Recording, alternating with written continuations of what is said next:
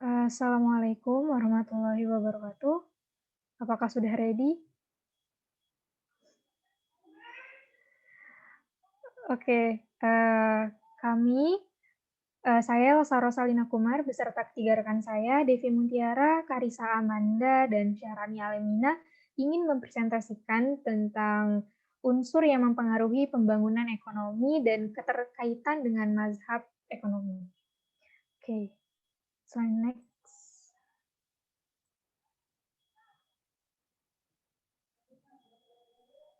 Kemiskinan ekstrem.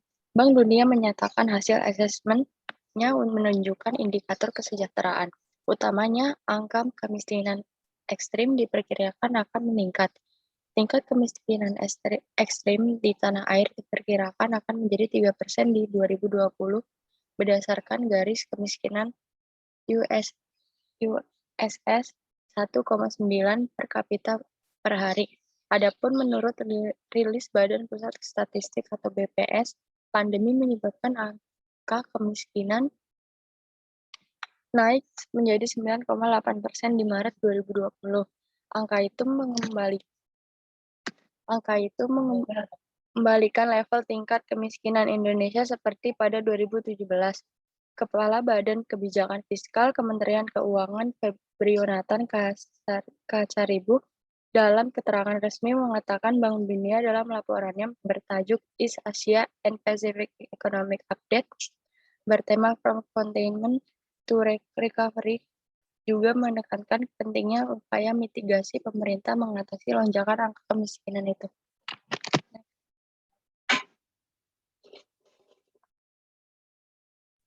Yang selanjutnya itu ialah pengangguran. Istilah ini merujuk pada orang yang tidak bekerja sama sekali, sedang mencari kerja, atau seseorang yang berusaha mendapatkan pekerjaan yang layak. Rupanya, jumlah pengangguran di Indonesia mengalami kenaikan dan saat ini jumlah totalnya itu mencapai 9,77 juta orang. Data dari BPS pada tahun 2020 juga menunjukkan bahwa tingkat pengangguran terbuka atau TPT ini sebesar 7,07%. Jumlah tersebut meningkat 1,84% jika dibandingkan dengan tahun sebelumnya yaitu tahun 2019. Salah satu faktor yang mengakibatkan tingginya angka pengangguran di negara kita ini ialah terlampauinya banyak tenaga kerja yang diarahkan ke sektor formal. Sehingga ketika mereka kehilangan pekerjaan di sektor formal, mereka kelabakan dan tidak bisa berusaha untuk menciptakan pekerjaan sendiri di sektor informal. Slide selanjutnya. Pengangguran ini umumnya dapat disebabkan karena jumlah angkatan kerja yang tidak sebanding dengan jumlah lapangan kerja yang mampu menyerapnya.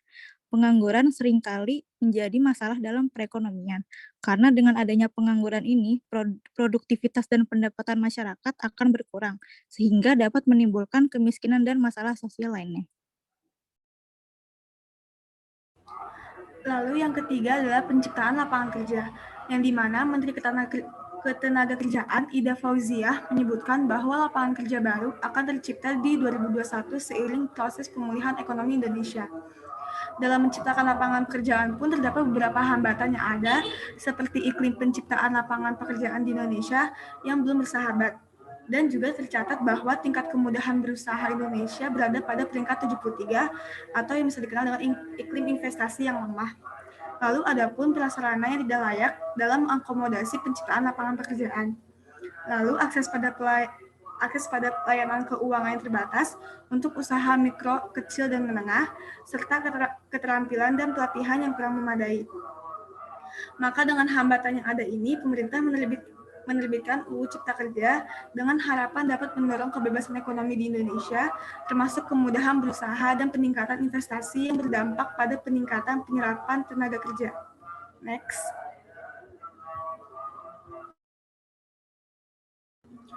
Lalu ada teori.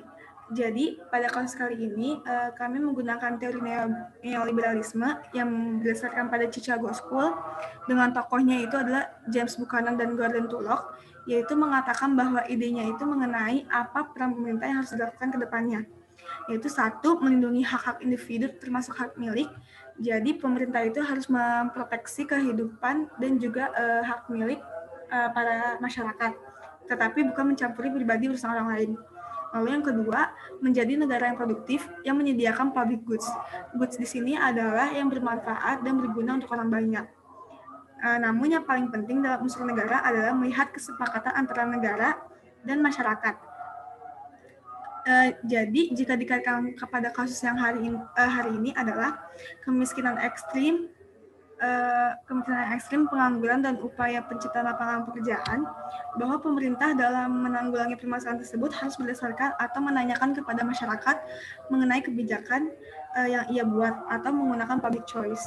Lalu menjadikan negara yang produktif agar angka pengangguran dan kemiskinan dapat menurun dengan menyediakan public goods yang dibutuhkan masyarakat. Contohnya seperti penciptaan lapangan pekerjaan. Next.